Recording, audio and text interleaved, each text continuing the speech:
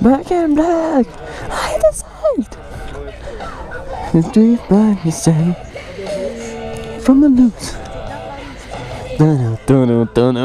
Oh, tu mets tout à fond. Ok.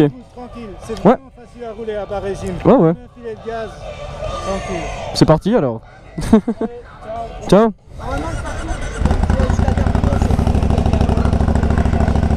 Tu il y a l'échappement qui part sur les côtés.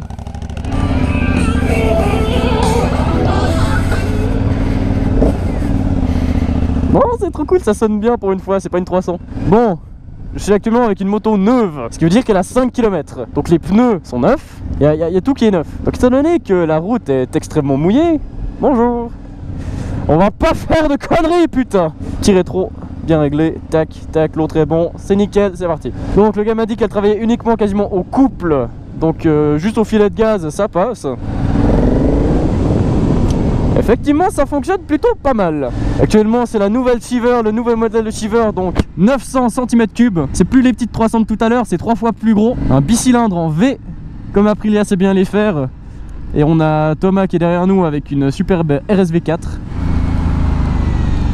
Putain, par contre les freins, ça freine pas comme la 300 ça. Quoique les freins sont peut-être pas rodés du coup vu qu'elle a 5 km. Putain, il me file une moto neuve alors qu'il pleut, avec des roues neuves, enfin des pneus neufs aussi.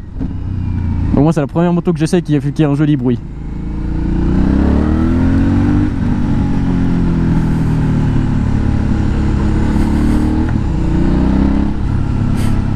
Donc comme on peut voir sur cette nouvelle Shiver, nous avons un écran TFT. Et il y a une Audi devant nous qui n'avance pas. Avec une 900 cm3 sur l'écran TFT, donc on a vitesse, rapport engagé, le mode de traction control. On a des tripes, on a température extérieure, on a jauge à essence, chaleur du liquide de refroidissement, d'huile, je ne sais pas ce que c'est à jamais. On a un petit logo Aprilia avec un petit 35 kW qui est noté juste en dessous là, juste ici. Comme ça on sait qu'elle est bridée, c'est sympa.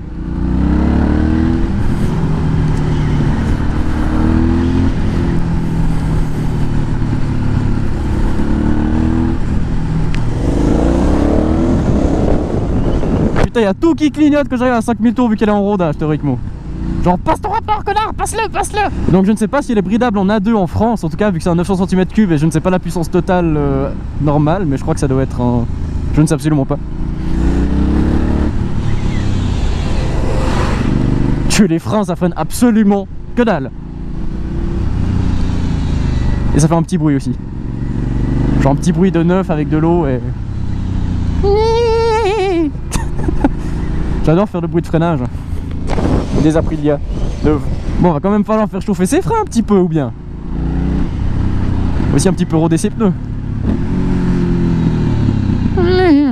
Alors on a une fourche qui plonge comme assez vite. Et ça j'avais déjà entendu sur des essais justement de Motor Live ou je ne sais plus quelle chaîne. Comme quoi justement c'était une moto qui était pas forcément faite pour attaquer, mais plus pour faire des petites balades tranquilles et juste se laisser bercer par le couple.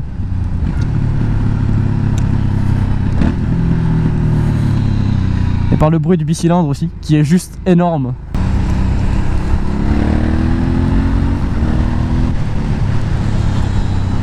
Alors personnellement je sais pas si c'est un bridage boîtier, étant donné que j'ai l'impression que dès que je dépasse les 4000 tours minutes, il y a quasiment plus rien qui vient. Et heureusement qu'il y a un bon frein moteur avant les virages, parce que sinon je ferais un tout droit avec ce freinage avant, qui est sur mon neuf, puis du coup blablabla.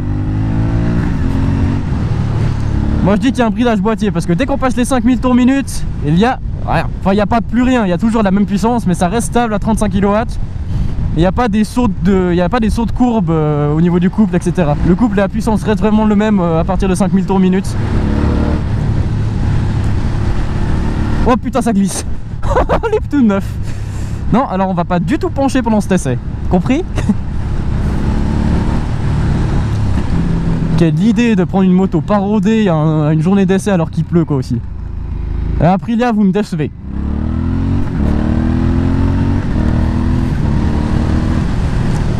Ouais, c'est vraiment, on est obligé de passer le rapport à 4000 tours minute, sinon au-dessus il y a... Bah il y a rien de plus quoi. Oh putain. J'ai l'arrière qui est parti en couille.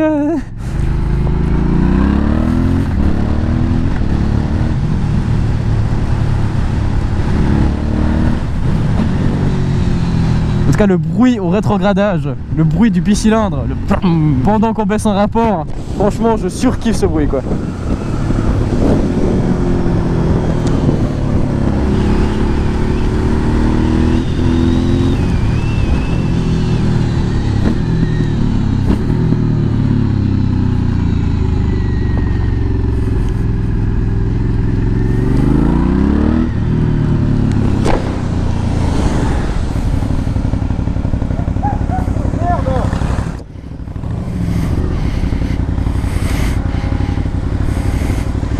Hop là, alors évidemment à manœuvrer comme ça à l'arrêt c'est pas une 300, mais elle est quand même encore assez légère, ça passe, ça passe. Alors moi je vais vite vous offrir un petit tour de la moto dans cette épingle.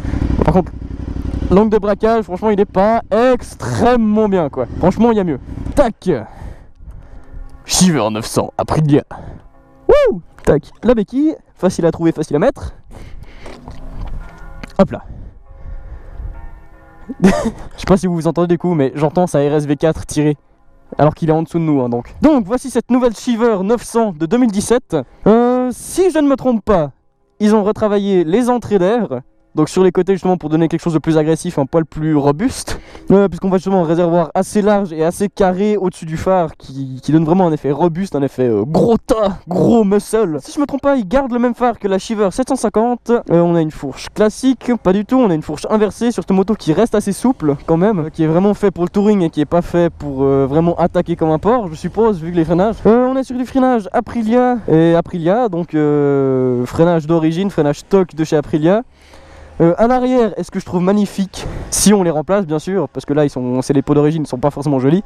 Pots sous selle qui sont vraiment bien intégrés je trouve, par contre ça donne vraiment un aspect de gros cul, ça élargit vraiment le cul justement avec cette pièce. Et si je me trompe pas, ils ont justement fait une sortie d'échappement de cette manière pour expulser les gaz justement sur les côtés, pour éviter que l'air chaud remonte justement vers le passager comme c'était habituellement auparavant. Apparemment, j'ai jamais testé de Shiver 750. On a le bloc moteur qui est bien fini, il est joli, avec des petites touches de rouge comme ça qui rappellent le rouge du cadre. On n'a pas de shifter, c'est un bicylindre, on a un petit sabot moteur d'origine, j'ai envie de dire qu'il fait son effet, mais au final personnellement je voudrais bien l'enlever, enfin je pourrais bien l'enlever parce que je trouve que ça rajoute quand même un...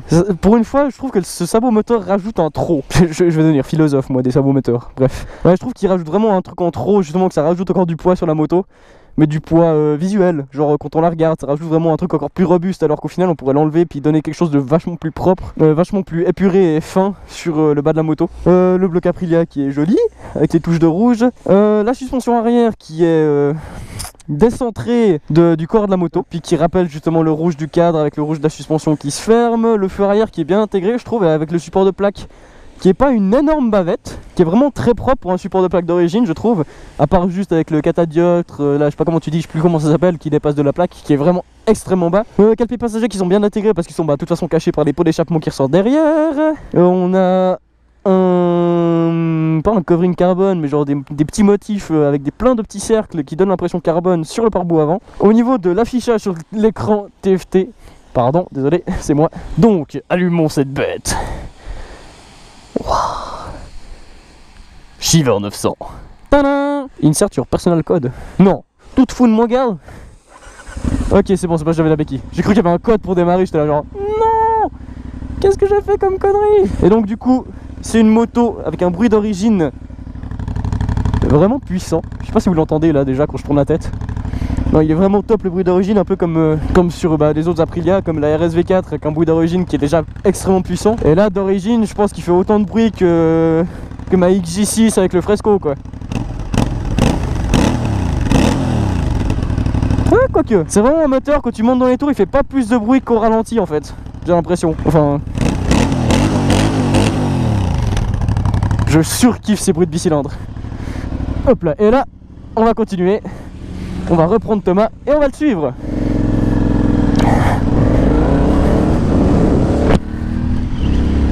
Hop là, je suis là. Je crois qu'il veut me faire écouter son bruit de son bruit de V4. Ouais, il est énorme, cet RSV4 est juste énorme.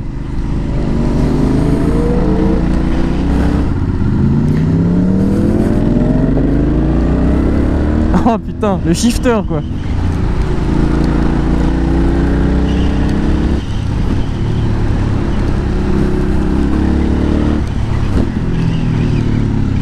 qui est un peu chiant, c'est que je peux pas le suivre avec les pneus d'origine, quoi. Parce que je ne peux absolument pas mettre d'angle sans que ça parte. Alors que moi en théorie j'utilise surtout les virages à la base pour le rattraper là, lui. Et ben là je peux pas. Wow wow wow wow, c'était quoi ça? Urgence service. J'ai plus aucune puissance là. Est-ce que c'est normal? What the fuck? Je vais m'arrêter puis je vais redémarrer la moto quoi.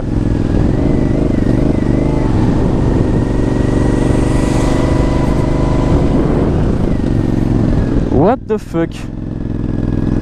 Ok, puis il y a le ralenti qui est ultra haut. Qu'est-ce qui s'est passé? Ok, donc là ça va. Ok, ça fonctionne.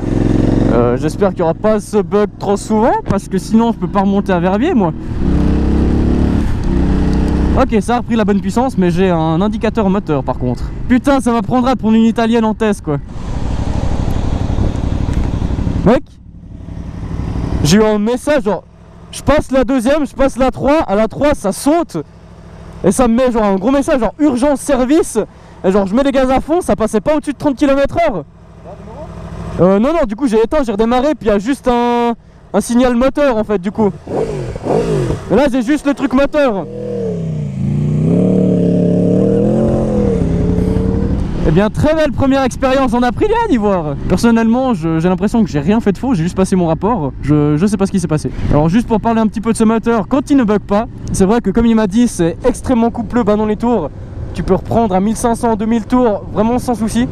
Ça reprend mais direct et c'est juste génial comme ça reprend bien. Après bien sûr il faudrait tester une version full pour avoir vraiment la pleine puissance au-dessus de 5000 tours minute, voir ce que ça donne. Parce qu'actuellement c'est vraiment une moto limitée quoi. Bah limitée à 35 kW, puis c'est une 900 cm3. Mais pour comparer, si on compare vraiment une Z900 et une Shiver 900, la Z perd mais de loin. Elle a vraiment un équipement supérieur par rapport à la Shiver en termes de suspension, je sais pas, non elle a même pas d'assistance en fait, en termes de suspension et de stabilité. Mais en termes de couple, la Shiver la surpasse mais de loin, vraiment de loin. Et en plus la Shiver a quelques électroniques qui ne bug pas, lol, comme un traction control par exemple que la Z900 n'a pas. Et aussi ce que la Shiver a que la Z900 n'a pas, c'est un putain de bruit. Vraiment un magnifique bruit de bicylindre en V. Même en pot d'origine ça sonne extrêmement bien. Donc si vous mettez un pot, que ce soit même un Akrapovic dessus, je pense que ça doit sonner, mais vous devriez être aux anges je pense hein. Donc pour un petit peu résumer cet essai,